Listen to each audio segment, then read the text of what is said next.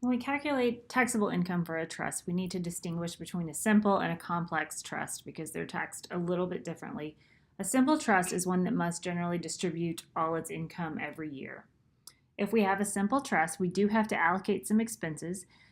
We would allocate expenses attributable to a certain type of income directly to that income and then allocate the remainder as follows. So if for example, I had rental income, I would allocate any expenses attributable to producing that rental income directly to the income.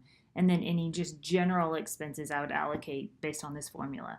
So I would take any tax exempt income, net of any expenses directly attributable thereto is the numerator.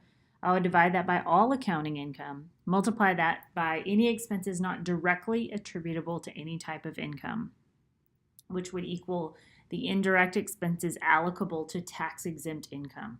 And of course, this is important because I'm not allowed to deduct expenses that I incur to produce tax-exempt income because I'm not paying tax on the income.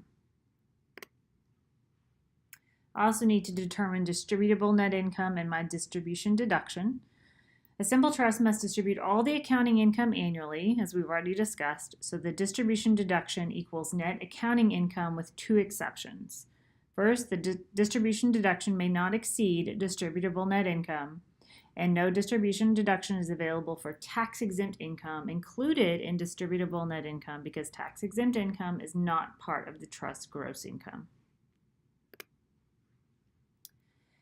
When the beneficiary receives a distribution, they all retain their character. We've talked about this. So any type of income that flows through retains the character that it had at the trust level. The aggregate gross income of the beneficiary equals the trust net accounting income if gross income does not exceed the trust's distributable net income. And then if distributable net income is lower than net accounting income, each beneficiary's share of gross income is computed using the following fraction. So the numerator is going to be income required to be distributed to such beneficiary divided by income required to be distributed to all beneficiaries. We also have this shortcut approach to calculating taxable income, and this works because in a simple trust we have to distribute all current income.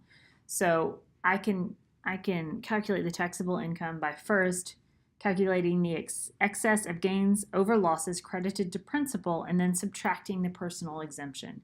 Again, that works because all other types of income are distributed annually. So if they're distributed, remember we get a deduction for those distributions, so those values are not taxable at the trust level.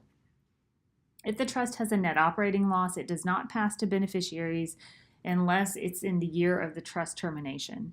I can carry it over to subsequent years. And to determine it, I do not get a deduction for charitable contributions or the distribution deduction. And then I'm limited to 80% of taxable income with regard to the net operating loss carryover when I am taking the deduction at the trust level. If I end up with a net capital loss, my maximum deduction is the lesser of $3,000 or the excess of the capital losses over capital gains.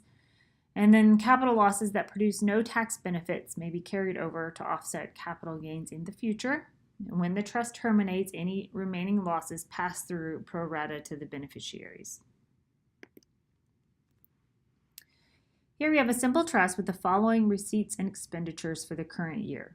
The trust instrument classifies gains, losses, and trustees' fees as part of principal. A, what's the trust taxable income under the formula approach of figure 14.1, and that's just that first graphic that I showed that shows you how to calculate taxable income. And it's generally how we calculate taxable income for individuals as well. So you see we have two types of income, dividends and capital gains. And then we have an expense of trustee fees, and then we have a distribution. So we start with the items of income. We have dividends and we have long-term capital gains. And then we can subtract the trustees' fees, and we subtract the distribution deduction, which we go back over here. The dividends are distributable as part of income. The long-term capital gain, remember, is allocated to principal. So this is a simple trust. We know we have to distribute out all income currently. So the only thing we have here that's allocated to income is dividends. The long-term capital gain is allocated to principal. And you can also see that the distribution deduction is net of trustee fees. So we get to take the distribution deduction. We're also allowed a $300 personal exemption for a simple trust to arrive at the taxable income of $14,700. Part B, what's the trust taxable income under the shortcut approach? Remember, this is step one. We compute the gains over losses allocated to principal, and then we subtract the personal exemption. So gains allocated to principal were $15,000. We had no losses. So step one is $15,000, and then we subtract the exemption, and the taxable income is $14,700. Again, this works because a simple trust has to distribute all income annually.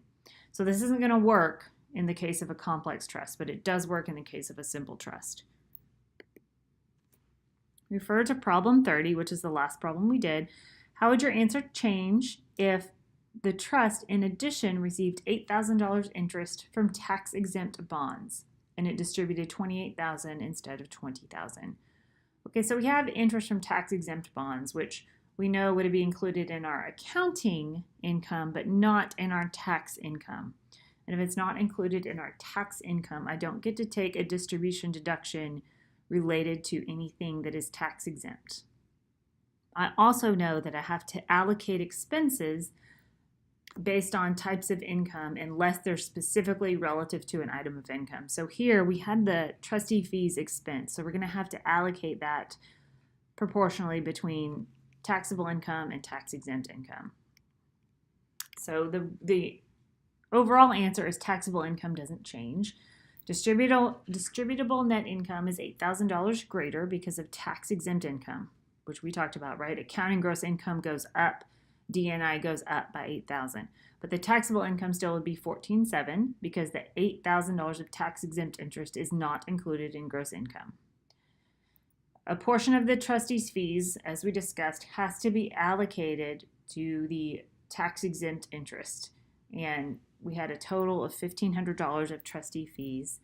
$8,000 of the $28,000 of accounting income was non-taxable, so $429 of those fees will not be deductible. And then the distribution deduction is going to go up, by $429 because of the non-deductible trustee fees. All right, and then finally, the net change to taxable income is therefore zero. It's a wash. The effect of the tax-exempt income on taxable income can be verified using that short form method just like it could before. And the beneficiary receives more cash because they also receive the tax-exempt income.